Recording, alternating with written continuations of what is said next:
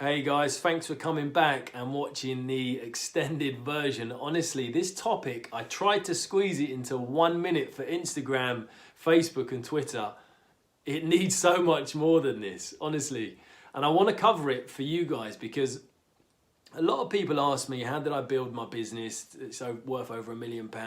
How did I get to a point where I didn't have to work there anymore and I'm able to live a life where I get to do what I want? And I give them this truth, and honestly, it upsets a few people because they don't want to hear it. So this is it. If you live for the weekend, if you live for a Friday and Saturday night, you're not going to get ahead. I'm really sorry to break it to you. It's simple maths. I'll explain to you. When I first set up my business, I had to think to myself, what is the one thing that separates me from all of my competition? And the one thing that I had was that I was sober. So I had to just figure out, how can I use this strength to help me succeed against them? And for me, it was simple. Just figure out the days when they're hungover, which are Saturdays. We all work 6 days a week. If you're not working 6 days a week, by the way, and you're trying to set up a business, that's another, you need to be working 6 days a week, okay? I worked 6 days a week, all my 20s and early 30s. But most people in that industry, which was a sales industry, young, hungry salespeople, when you think of that, what do you think of? Wolf of Wall Street? It's not too dissimilar. Not all of them, obviously I can't, disclaimer, not all of them were like that, but the majority that I knew were like that.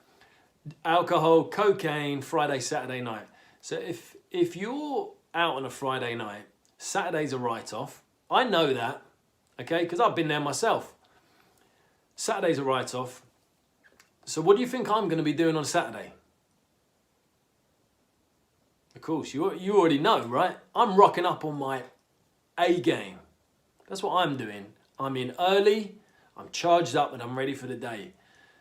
The other great thing about this is that most people went out on a Saturday as well. So for me, it's a double win. It was a double win. I was just like, this is great. So, and I know you got Sunday to lay in bed and recover, eat crap food or whatever. But even Monday, you're not 100%. You're still not 100% on Monday. So, 2 days every week I have over you. If you live for the weekend, that is. And 104 days a year, 3.5 months a year. You know, I've been sober 11 years. So let's round this up to a 10-year period. 3.5 years. 3.5 years, I've been on my A game and you've been in cruise control, recovering from a heavy night or weekend. So, I hate to say it, but mathematically, the odds are stacked against you if you live for the weekend. You know, when I think back to years ago, 100 years ago, before sobriety came around, it was a pretty level playing field. Everyone drank and partied. But now, where the people are sober, it's a different game. You're not even on the field if you live for the weekend. You're not even in the game. So, it's a cold hard truth, guys. I'm sorry to break it to you, but if you live for the weekend, you're not going to make it. 6 unique methods for overcoming procrastination for success. Have you ever heard the saying, "I'm going to stop procrastinating tomorrow"? This is a truism that everyone can understand because everyone procrastinates. But how do you overcome this human tendency to put things off until tomorrow? There are a lot of methods out there, and some gurus spend their entire lives teaching you how to stop procrastinating. But these 6 unusual techniques will go a long way towards helping you overcome procrastination in your life and getting things accomplished. Technique 1. Give time rewards. Give yourself a break as a reward. Work for 30 minutes and then give yourself a break, or however you want to structure it. Technique 2. Give other rewards. You don't have to just give yourself time rewards either. You can actually motivate yourself pretty well and overcome procrastination by using food, shopping, or fun activities. Technique 3. Use a motivator.